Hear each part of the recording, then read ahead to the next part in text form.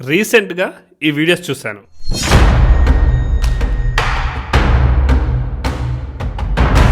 అవి చూస్తే same 4 years back Covid వచ్చినప్పుడు ఎలా ఉండేనో ఈ వీడియోస్ అలానే ఉన్నాయి. 2 years బ్యాక్ ఓమిక్రాన్ వేరియంట్ వచ్చినప్పుడు మళ్ళీ అవే వీడియోస్.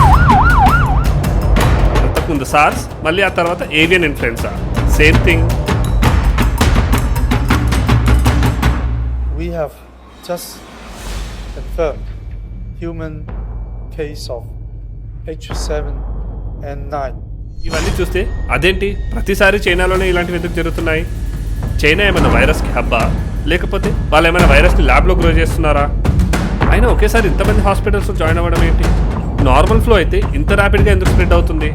ఇవన్నీ క్వశ్చన్స్కి ఆన్సర్స్ కావాలంటే ఈ వీడియోని ద ఎండ్ వరకు చూడండి. 3 to 4 days నుంచి Chinese hospital situations and patients viral videos మన ఇండియానే కాకుండా మొత్తం వరల్డ్ని షేక్ చేశాయి. కోవిడ్ తర్వాత చాలా అవుట్ బ్రేక్స్ వచ్చినా పర్టికులర్లీ ఈ అవుట్ బ్రేక్ని చాలా మంది సీరియస్గా తీసుకున్నారు. దానికి మెయిన్ రీజన్ ఆ అవుట్ బ్రేక్ సైజ్. ఒకేసారి అంతమంది హాస్పిటల్ పాలవడం అండ్ వైల్డ్ ఫైర్ లాగా వైరస్ స్ప్రెడ్ అవ్వడం, అండ్ దాంతోపాటు బరియల్ గ్రౌండ్స్ ఫిల్ అయ్యాయని, హాస్పిటల్స్లో బెడ్స్ దొరకట్లేదు అన్న రూమర్స్తో ఫైర్కి ఫ్యూయల్ పోసినట్టు అయింది. కానీ ఇండియన్ గవర్నమెంట్ మాత్రం వీఆర్ ఎక్విప్డ్ అండ్ ఎలాంటి అవుట్ బ్రేక్స్ వచ్చినా వీఆర్ ప్రిపేర్డ్ అని అంటున్నారు. Has added India is well prepared to handle respiratory illnesses and surveillance shows. Let's hope we are equipped and prepared. నేను ఈ వీడియో చేయడానికి main reason HMPV out break and దాని ఎఫెక్ట్సే అయినా main reason మాత్రం why it's always China అని. ఎందుకు ఎప్పుడు చూసినా చైనా నుంచే ఈ వైరస్ గోల మొదలవుతుంది? ఎందుకు ఏ వైరస్ వచ్చినా చైనా నుంచే పుట్టుకొస్తుంది?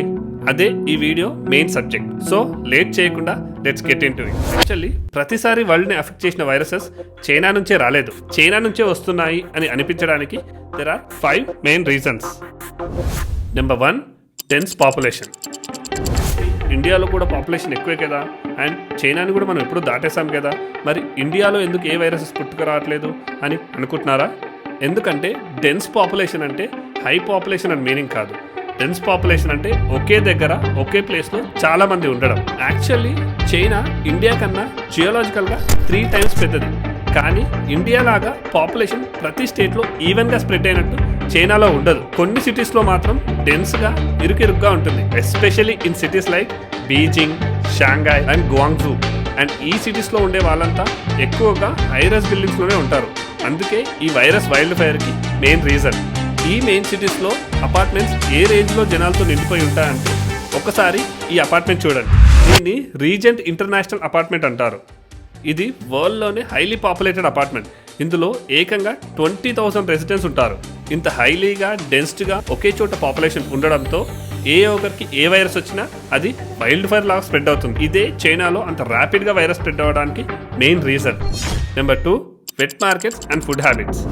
చైనీస్ వాళ్ళకి ఒక వెరీ వెరీ బ్యాడ్ హ్యాబిట్ ఉంది, అది పచ్చి మాంసం తినడం. అది ఏ రేంజ్లో ఉంటుందంటే వాళ్ళు ఈ జంతువు ఆ జంతువు అని కాకుండా అది ఏ జంతువు అయినా కానీ లైక్ రకరకాల పాములు, కప్పలు ఇలాంటివి ఏది వదలకుండా తింటారు. అండ్ వాటిని తినడమే కాకుండా మనలాగా వెజిటేబుల్ మార్కెట్స్లో వెజిటేబుల్స్ అమ్మినట్టు లైవ్గా కానీ మాంసపు రూపంలో కానీ అమ్ముతుంటారు. వాటినే వెట్ మార్కెట్స్ అంటారు. అండ్ ఈ వెట్ మార్కెట్స్ చైనాలో చాలా కామన్, అండ్ అవి it's part of their culture and livelihood.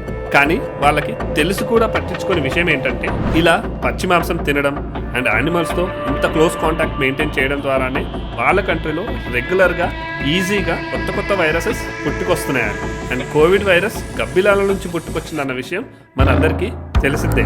And ఇప్పుడు ప్రజెంట్గా వచ్చిన హెచ్ఎంపీవీ వైరస్ కూడా ఫస్ట్ యానిమల్స్లోనే డిటెక్ట్ అయింది, దాని తర్వాత మనుషుల వరకు స్ప్రెడ్ అయింది. సో ఈ వెట్ మార్కెట్స్ అండ్ వాళ్ళ ఫుడ్ హ్యాబిట్సే చైనీస్ వాళ్ళకి వైరస్ స్ప్రెడ్ కావడానికి second main reason. Next number 3, viral reservoirs. అన్ని కంట్రీస్ కన్నా చైనాలోనే వైరల్ రిజర్వాయర్స్ ఎక్కువ. వైరల్ రిజర్వాయర్స్ అంటే బ్యాట్స్ కానీ, బర్డ్స్ కానీ, రోడెంట్స్ కానీ ఇలాంటివన్నీ చైనాలో ఎక్కువ కాబట్టి, అండ్ చైనీస్ పీపుల్ వీటిని ఎక్కువ తింటారు కాబట్టి అంత ఈజీగా కొత్త కొత్త వైరస్ పుట్టుకురావడానికి ఇది కూడా వన్ ఆఫ్ ద రీజన్ అయింది. Number 4, global connectivity.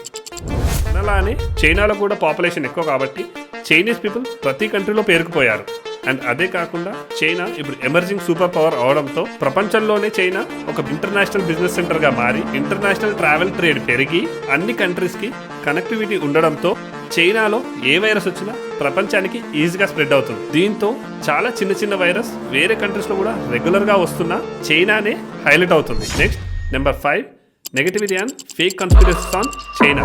చాలా ఇంపార్టెంట్ రీజన్, ఎందుకంటే వరల్డ్ లో ఇప్పటి వరకు వచ్చిన వైరసెస్ అన్ని చైనా నుంచే రాలేదు. చాలా వైరసెస్ లైక్ ఎయిడ్స్ కానీ ఇంకా అదర్ వైరసెస్ ఆఫ్రికా, యుఎస్ నుంచి కూడా వచ్చాయి. కానీ ఇంత నెగటివిటీ కానీ ఫోకస్ కానీ చైనా మీద వెళ్ళినంత ఈ కంట్రీస్ మీద వెళ్ళలేదు. దానికి మెయిన్ రీజన్ జియో పొలిటికల్గా చైనా ఆడే హైడ్ అండ్ సీక్ గేమ్సే. వాళ్ళ కంట్రీలో ఏ అవుట్ బ్రేక్ వచ్చినా ఏ వైరస్ వచ్చినా వాళ్ళు నోరు విప్పరు అండ్ ఆ డేటాని రివీల్ చేయరు. వాళ్ళు WHOతో కానీ వేరే ఏ కంట్రీస్తో కానీ ట్రాన్స్పరెంట్గా లేకపోవడమే వాళ్ళ బిగ్గెస్ట్ మిస్టేక్. అందుకే చైనానే కోవిడ్ వైరస్ని వాళ్ళ ల్యాబ్స్లో తయారు చేశారని అండ్ బయో వెపన్లా వరల్డ్ మీదకి వదిలారని అండ్ వ్యాక్సిన్ ఉన్నా వాళ్ళతో షేర్ చేసుకోలేదని అన్న కన్స్పిరసీ థియరీస్ పుట్టుకొచ్చాయి అండ్ అవి ఇప్పటికీ సర్క్యులేట్ అవుతూనే ఉన్నాయి. 4 days బ్యాక్ CNN లో వచ్చిన ఆర్టికల్ ప్రకారం WHO చైనాని కోవిడ్ మీద 5 years డేటాని ఆరిజిన్స్ మీద ఎక్స్ప్లెనేషన్స్ ఇవ్వమని కోరింది. కానీ చైనా దానికి మాత్రం ఆన్సర్ ఇవ్వలేదు. అండ్ బ్యాక్ ఇన్ 2023లో కూడా ఒక WHO అఫీషియల్ చైనా కోవిడ్ మీద ఏ డేటా ప్రజెంట్ చేయలేదని అండ్ అది ఇన్ఎక్స్క్యూజబుల్ అని చెప్పి చైనాని క్రిటిసైజ్ చేశారు. ఇలా WHO లాంటి వరల్డ్ హెల్త్ ఆర్గనైజేషన్స్ ఎంత క్రిటిసైజ్ చేసినా చైనా నుంచి మాత్రం నో కామెంట్స్. ఈ యాటిట్యూడ్తోనే చైనా ఈరోజు వాళ్ళ సిచ్యువేషన్ని ఇంతవరకు తెచ్చుకుంది. సో ఇప్పటికైనా Chinese government should learn a lesson from this. And I think ఫ్యూచర్లో కూడా ఇదే కంటిన్యూ అయితే టిక్టాక్ని బ్యాన్ చేసినట్టు చైనా కంట్రీని, చైనీస్ పీపుల్ని వరల్డ్ మ్యాప్ నుంచి బ్యాన్ చేస్తారేమో. మీకు కనుక ఈ వీడియో నచ్చినట్టయితే, వాల్యూ పొందితే please subscribe our channel. And రోజు ఇలాంటి వీడియోస్ అవి లోకల్ కానీ గ్లోబల్ కానీ మన సొసైటీని అఫెక్ట్ చేసే ఏ వీడియోస్ అయినా కానీ మీరు రోజు మన ఛానల్ నుంచి చూస్తారు. So please like, share, subscribe.